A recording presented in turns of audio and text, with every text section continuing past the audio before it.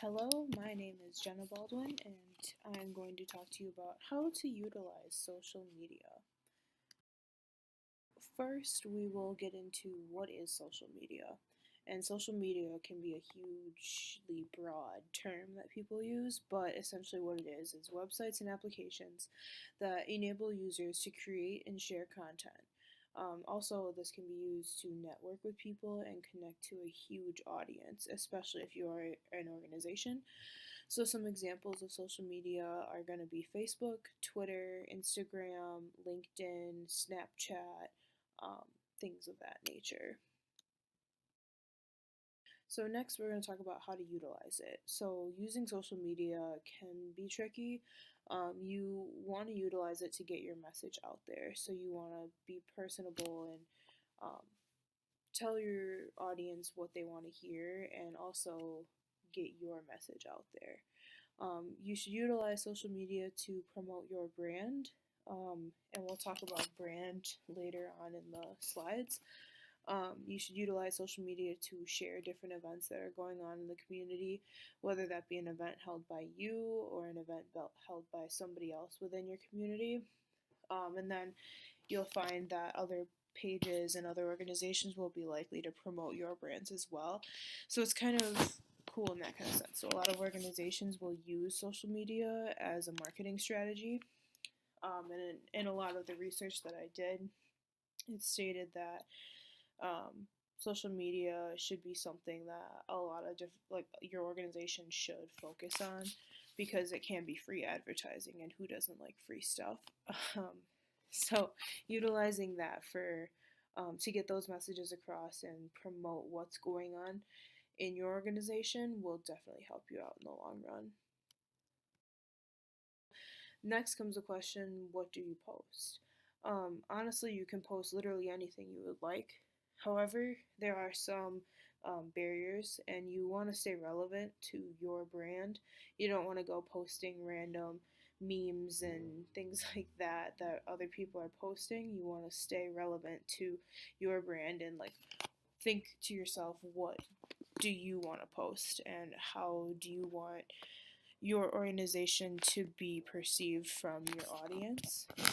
So a lot of times what other organizations will do is they'll post articles and important information that is also relevant to them. So if they see a health article or something or a health event that's going on near them, they're likely to share it, and that way their audience can see it as well. But you want to be careful and you don't want to turn into a news page.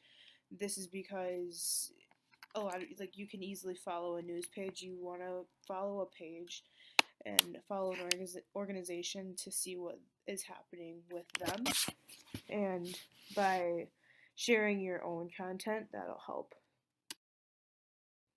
So next, how do I post? There's a lot of things that go into how you should post, but it's also up to the organization. But what I found that's been consistent throughout most is that you want to keep your message short and sweet and to the point. You don't want to make a paragraph about an event that's going on. You want to keep it so that people can click on your event and see, okay, this is the time, this is the place, this is what's going on. And I use an event as an example because it's just the easiest one to use. Um, so yeah, you want to keep that short and sweet because if you post a long paragraph or a long article, a lot of times people won't read it, and you want people to read it and interact with it. Next, you should keep your post relevant. We kind of talked about that already, but you want to do this in a sense where if you're having an event that's going on in 4 months, you don't want to post about it today because a lot of times people will forget about it. But you want to post things that are going on now and things that are going to be useful for people to know. And then also, you should use different kinds of platforms to make different kinds of posts. So, for instance, you should utilize Instagram to post pictures because that's primarily a picture site. That's what you use it for. And post pictures about what's going on in the community, what's going on at the Walworth County Health Department, what's going on basically anywhere, what kind of event, things like that. For Facebook, I would say utilize it mostly for events um, and different kinds of like articles you want to share or services that you provide or things of that nature, because that is likely to get a lot of people interested really quickly. And then utilize Twitter for things like quick posts about what's going on. So this could be something as simple as, hey folks of Walworth, we are providing this transportation to this health service today at this time. That's something that you could utilize that for. And then next we'll talk about how do you make your brand. And this one is a big one because you want to think of your brand as who you are. And you should definitely get down into the core of what makes your organization yours and how you're going to promote that to your audience. So you want to make your brand by posting your content of what's going on with you and what kinds of things you guys do and what kinds of services you provide, what events are you putting on, why should people essentially care about your organization. Those are the kinds of things that you want to post about so that people get interested in it.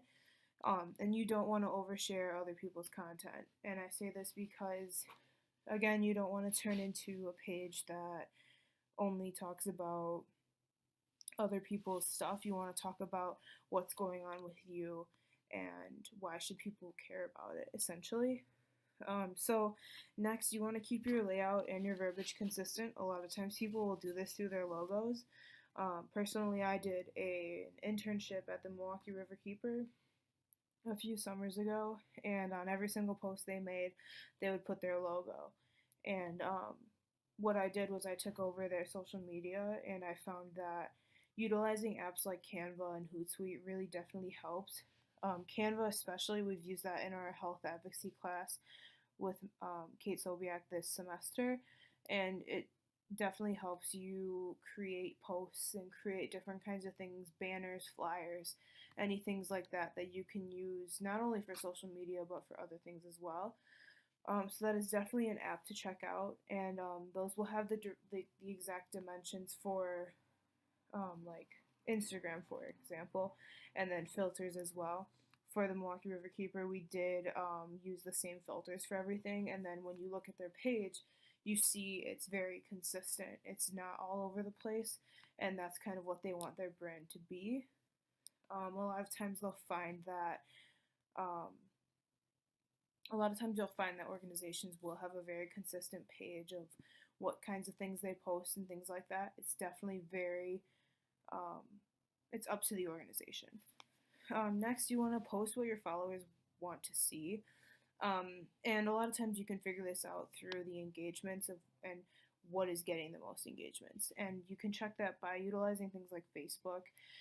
For example, you can check the likes that you're getting, you can check the shares that you're getting, and then you can go back and analyze, okay, why did this post get 50 likes, but this one got 500, and things like that. And then you want to post those things that people are definitely going to want to see.